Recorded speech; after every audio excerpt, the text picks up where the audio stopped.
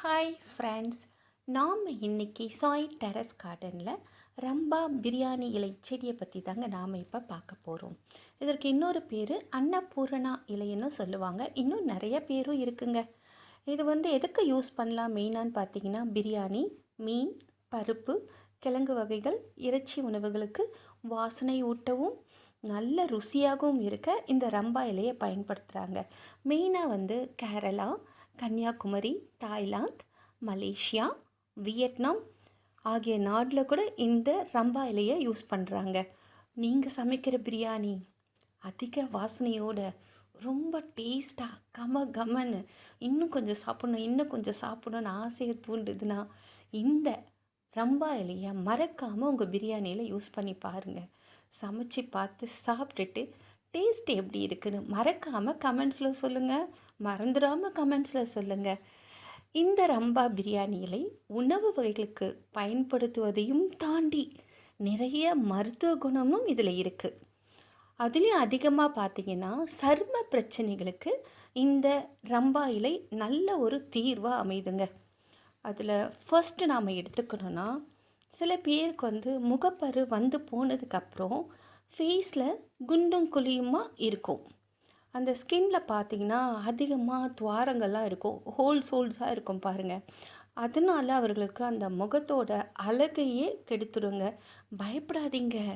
ரம்பா பிரியாணி இலையை கொஞ்சம் எடுத்து வாஷ் பண்ணி அரைச்சி மிக்சியில் போட்டு அரைச்சி அந்த சாரை ஃபில்ட்ரு பண்ணி அதில் ஒரு முட்டை வெள்ளை கருவை மட்டும் தனியாக எடுத்து இந்த சாரோட பிரியாணி இலையோட சாறு எடுத்து வச்சுருக்கீங்க இல்லையா, அதில் நல்லா நீங்கள் போட்டு பீட் பண்ணி ஃபேஸ் பேக்காக ரெடி பண்ணிக்கோங்க. அதை நீங்கள் ஃபேஸில் அப்ளை பண்ணி அது ட்ரை ஆனதுக்கப்புறம் நீங்கள் லைட்டாக வாஷ் பண்ணி அது க்ளீன் பண்ணிட்டீங்கன்னா வாரத்தில் 2 நாள் இந்த மாதிரி யூஸ் பண்ணிட்டு வாங்க. உங்களுடைய முகத்வாரங்கள்லாம் பார்த்தீங்கன்னா கொஞ்சம் கொஞ்சமாக மறைவதை நீங்கள் கண்கூட பார்க்க முடியுங்க. அதுவும் இல்லாமல் அந்த ஃபேஸ் பார்த்திங்கன்னா அவ்வளோ க்ளோவிங்காக வேறு இருக்கும். சில பேருக்கு சின்ன வயசுலேயே முக சுருக்கம் வந்துடுங்க. அதனால் என்ன ஆகும்னா, வயது முதிர்ந்த மாதிரி அவங்களுடைய தோற்றம் அப்படியே அமையும். இந்த மாதிரி பிரச்சனை இருப்பவர்களுக்கு இந்த ரம்பா இலை கண்டிப்பாக உதவுதுங்க. நம்ம சருமத்தில் உள்ள இறந்த செல்களை எல்லாம் வெளியேற்றிடும். மேலும் நம்ம முகத்துக்கு நல்ல பளபளப்பையும் இளமையான தோற்றத்தையும் கொடுக்குதுங்க. யாருக்கு தாங்க இளமையாக இருக்கணும்னு ஆசை இல்லை? கண்டிப்பாக இருக்கும்ல. அப்போ இதை ட்ரை பண்ணி பாருங்கள். இந்த ரம்பா இலையை எடுத்து வாஷ் பண்ணி அந்த அரைச்சி அந்த சாறு இருக்குது பார்த்திங்களா, அந்த சாற்று கூட ஆலிவ் எண்ணெயை சேர்த்துக்கோங்க. அந்த சேர்த்து முகத்தில் தடவி நீங்கள் வந்தீங்கன்னா நம்ம முகத்தில் உள்ள சுருக்கங்கள்லாம் மறைஞ்சி முகப்பொலிவையும் நம்மளுக்கு கொடுக்குதுங்க. அடுத்தது சில சமயம் நாம் சமைக்கும்போது தெரியாமல் அடிக்கடி தீக்காயம் எனக்கு கூட அதிகமாக ஏற்பட்டிருக்குங்க. அப்படி ஏற்படும்போது நீங்கள் என்ன பண்ணணும்னா, இந்த ரம்பா இலை சாற்றை எடுத்து அந்த தீக்காயங்கள் மீது தடவிட்டு வந்தீங்கன்னு பார்த்தீங்களேன், சீக்கிரமாக காயங்கள் ஆறிடுங்க. எதனாலன்னா, இந்த ரம்பா இலையில் துவர்ப்பு சத்து அதிகமாக இருப்பதால் தீக்காயங்கள் முற்றிலும் சரியாகிறது. அதுக்கப்புறம் கீழ்வாதம், முடக்குவாதம் அது இருந்துச்சுன்னு வச்சுக்கோங்களேன், கொஞ்சம் ரம்பா இலை எடுத்து வாஷ் பண்ணிவிட்டு அதில் தேங்காய் எண்ணெய், அது லென்த்தியாக நீட்டாக இருக்குங்க, அதனால் சின்னதாக கட் பண்ணிக்கோங்க. தேங்காய் எண்ணெயை காய்ச்சிட்டு அதில் இந்த கட் பண்ண இந்த ரம்பா இலையை அதில் போட்டு காஞ்சதுக்கப்புறம் வடிகட்டி ஆறுனதுக்கப்புறம் வடிகட்டி அந்த எண்ணெயை ஒரு பாட்டிலில் ஊற்றி வச்சுக்கோங்க. ஆனால் என்ன பண்ணுங்கன்னா, ஒரு நாள் நைட்டு அப்படியே ஊற வச்சுட்டு அடுத்த நாள் அதை ஃபில்ட்ரு பண்ணி நீங்கள் ஒரு கண்ணாடி பாட்டிலில் எடுத்து வச்சுட்டு அதுக்கப்புறம் நீங்கள் என்ன பண்ணுங்கள், அந்த ஆயிலை ரம்பா இலை ஆயிலை டெய்லி தேய்ச்சி மசாஜ் பண்ணிகிட்டே வந்தீங்கன்னா உங்களுக்கு இந்த கீழ்வாதம் முடக்குவாதெல்லாம் இருக்குது பார்த்திங்களா, அதுவும் கொஞ்சம் கொஞ்சமாக சரியாயிடுங்க. அப்புறம் கரப்பாம்பூச்சி பயம் இருக்குதா? இந்த ரம்பா இலை செடி உங்கள் வீட்டில் இருந்துச்சுன்னா கரப்பாம்பூச்சியே வராதுங்க. செடியை எடுத்துகிட்டு போய் நம்ம பாத்ரூம்லேயோ வீட்டிலலாம் வைக்க முடியாது. அந்த இலையை எடுத்துகிட்டு போய் வச்சிங்கன்னா கரப்பாம்பூச்சி உங்களுக்கு வராது. அப்புறம் இந்த ரம்பா பிரியாணி இலை செடி நீங்கள் வளர்க்குறதுனால கொசு அந்த இடத்துல இருக்கவே இருக்காதுங்க. எங்கே இந்த ரம்பா இலை செடி இருக்கோ அங்கே கொசுவே வராது. அப்புறம் சில பேருக்கு வந்து தலையில் நிறையா பொடுகு இருக்கும் பாருங்கள்.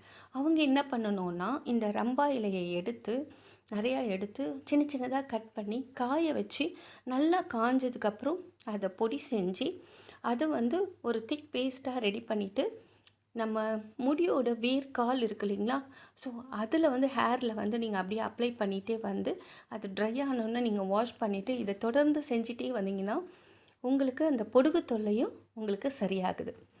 இப்போது இந்த ரம்பா இலை டீ குடிக்கிறதுனால, ரம்பா இலையை சேர்த்து நம்ம டீ குடிக்கிறதுனால நமக்கு என்ன பயன்கள்லாம் இருக்குது நம்ம பார்க்கலாம்.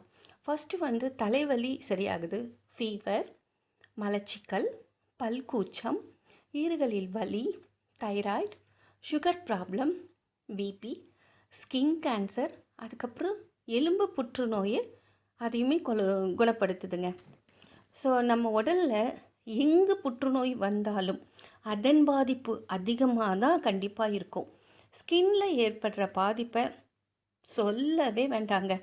இப்போது இந்த மாசு நிறைந்த சூழலில் நம்ம சருமத்தை பாதுகாக்க வேண்டிய அவசியம் கண்டிப்பாக இருக்குங்க. சரும புற்றுநோயை தடுக்க இந்த ரம்பா இலைகள் நல்லாவே பயன்படுங்க. ஸ்கின் கேன்சரை பரவாமலும் தடுக்க இந்த ரம்பா இலைகளை நம்ம பயன்படுத்தலாம். இந்த ரம்பா இலைகளை எப்படி யூஸ் பண்ணால் இந்த ப்ராப்ளம்லாம் நம்மளுக்கு சரியாகும் அப்படின்னா, அதை நான் ஏற்கனவே ஃபர்ஸ்டே சொன்னேன் பாருங்கள்.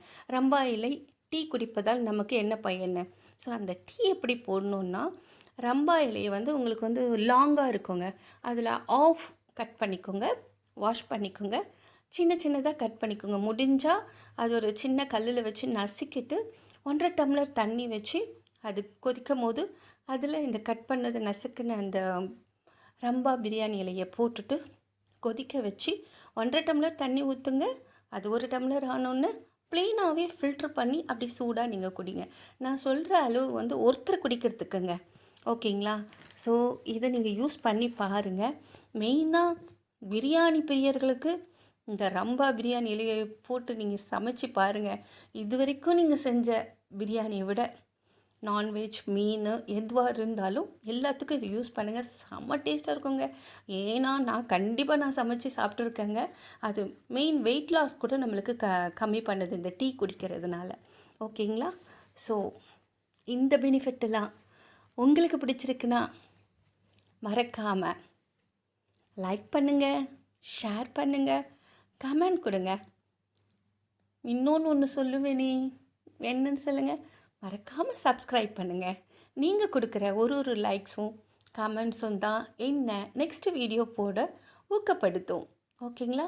நெக்ஸ்ட்டு ஒரு அழகான மூலிகை செடியோடு உங்களை சந்திக்க வருகிறேன். பாய்.